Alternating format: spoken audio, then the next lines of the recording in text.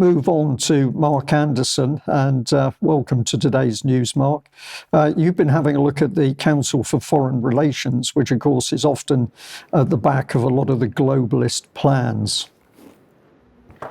Good morning, Brian and everyone, and happy St. Pat's Day, one day removed, to the viewers and the staff at UK Column. This is sort of the Rosetta Stone of what's going on. And I'll mention, don't forget last week's report where I talked about the Chicago version of the Council on Foreign Relations, the Chicago Council on Global Affairs, and they did that survey. And many people in America don't want any more involvement in Ukraine, but they want Ukraine to join NATO.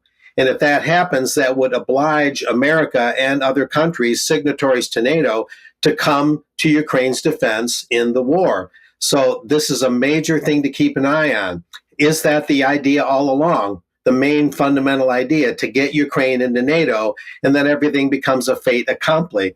But anyway, this slide that we're looking at here, this next one, is this seminal article by the now late Richard Gardner, a longtime Columbia University professor. He was in the State Department, Trilateral Commission, CFR, of course.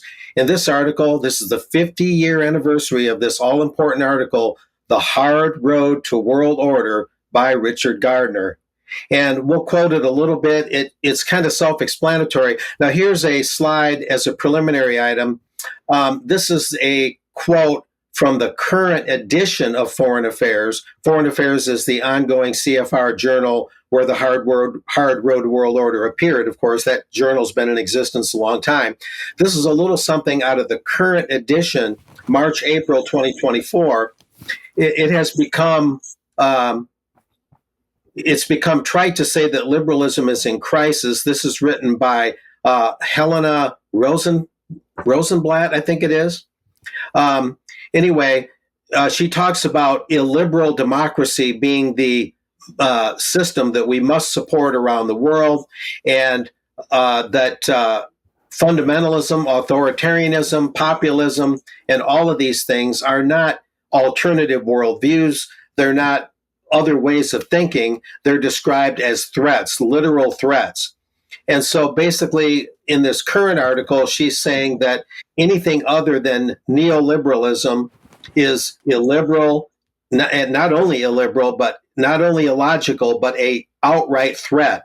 So in other words, neoliberalism is the only way to go. So it's a very monopolistic way of thinking. Populism is out. Any kind of authoritarianism is out, et cetera, et cetera. Keeping that in mind, now we're going back to this article that came out 50 years ago, actually 50 years ago next month. And here's what Richard Gardner had to say. We are witnessing an outbreak of short-sighted nationalism. Think about that. They still say the same thing today. We're witnessing an outbreak of short-sighted nationalism that seems oblivious to the economic, political, and moral implications of interdependence. We'll keep going from there. And yet never has there been such widespread recognition by the world's intellectual leadership of the necessity for cooperation and planning on a truly global basis beyond country. But the real clincher is the next statements after that in this 20-page article. In short, the house of world order will have to be built from the bottom up rather than the top down. It will look like a great booming, buzzing confusion, to use William James' famous description of reality, but an end run around national sovereignty, eroding it piece by piece, will accomplish much more than the old-fashioned frontal assault.